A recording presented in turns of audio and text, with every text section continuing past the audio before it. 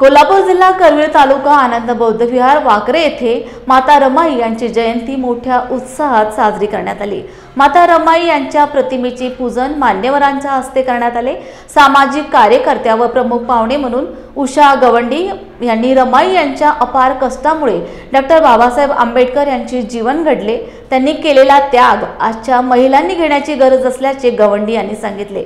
उपरोक्त कार्यक्रमास चंद्रभागा कांबळे, हेमा कांबळे, दीक्षा बावडकर, गौरी कांबळे आदी मान्यवर उपस्थित होते।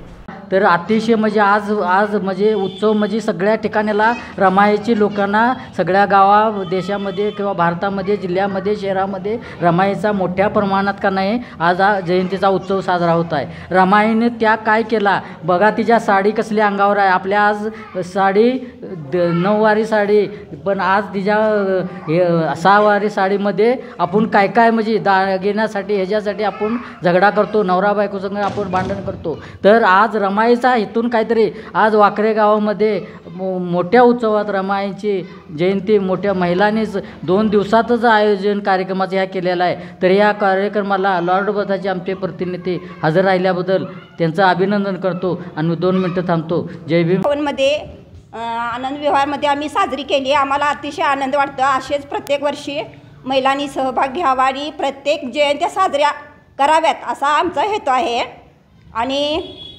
जास्तीत जास्त महिला हजर होऊन या कार्याला का नाही जयंती असून दे किंवा पुण्यतिथी असून दे सर्व इतर नेत्यांची जयंती साजरी व्हावी असं आम्हाला वाटतं आहे।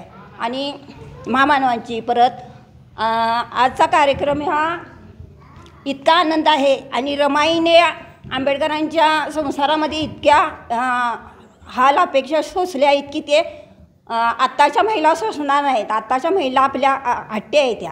जसं करू नका महिलांना, तुम्हाला विनंती माझी एक आहे कळकळीची, आपण नवऱ्यांचे संसाराला साथ देऊया आणि त्यांच्या मनाला समाधान असं होईल आणि भांडणतंटा घरात करू नये, आपण हट करू नये आपल्या मालकांच्या पाशी। आपण जसं संसारात मिळेल तसंच आपण लिव नेसूया आणि हेच पाहिजे तेच पाहिजे असे काय करू नका असा, त्यामुळे घरात वाद निर्माण होतो।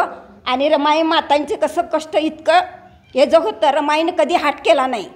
बाबासाहेबांच्यामुळे हाट केला, दागिन्यांचा हाट केला, त्यांना पुरवले, रमाईना दिले।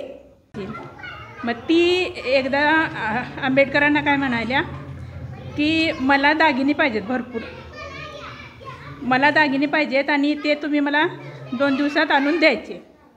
त्यावेळी त्यांनी कबूल केला, हा बरं देऊया म्हणून। मग ते घेऊन आले, तिला देण्यासाठी ते घेऊन आले आणि नंतर त्यांनी कुंकवाचा जो करंट आहे ना तो त्यांनी आपल्याकडे घेतला आणि ते काय म्हटले, कुंकू नाही मिळणार, तू दागिने सगळे घालायचे, खरं तुला ते कुंकू नाही मिळणार। मग यावरून काय दिसून येतं तर एक प्रसंग अवधान म्हणजे माणसाला कसं कोंडीत पकडायचं हे आंबेडकरांनाही माहीत होतं आणि तिलासुद्धा माहीत होतं।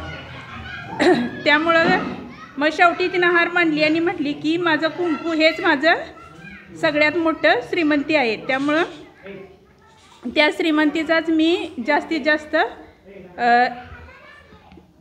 जास्त वापर करीन, ती मानानं मिरवीन आणि मी तुमच्याच पाठीमागं ही नेहमी राहीन।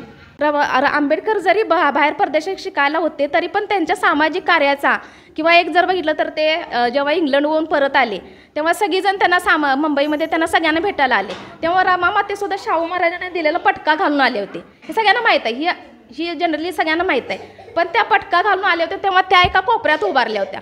तर सगळे तेव्हा आंबेडकरांनी विचारलं की रामू तू एवढ्या एका कोपऱ्यात की हे मी काय तुमची पत्नी आहे, मी काय तुम्हाला कधीही भेटू शकते, पण जो समाज आला आहे आपला दलित समाज जो आलेला आहे तुम्हाला भेटायला तो सगळ्यात महत्त्वाचा आहे। त्यांनी तुम्हाला भेटणं महत्त्वाचं, कारण का तुम्ही जे काही कार्य करून आला आहे त्याची जी म्हणजे जे काय आपण काय म्हणतो, आपण एखादा व्यक्ती देवाला गेली की आपण काय करतो, आल्यावर तिच्या पाया पडतो, म्हणजे एक श्रद्धा आहे म्हणा किंवा काय असेल ते म्हणा। तर का तर ती जी त्या देवाकडून म्हणजे तिथून त्या परिस्थितीमध्ये गेलेली आहे किंवा त्या सामाजिक ह्याच्यामध्ये जी राहिलेली आहे त्यामध्ये त्या व्यक्तीवर काय तर परिणाम झालेला असतो, म्हणजे एक पॉझिटिव्हिटी म्हणतोय जो आपण म्हणतो, ती पॉझिटिव्हिटी जी असते ना त्या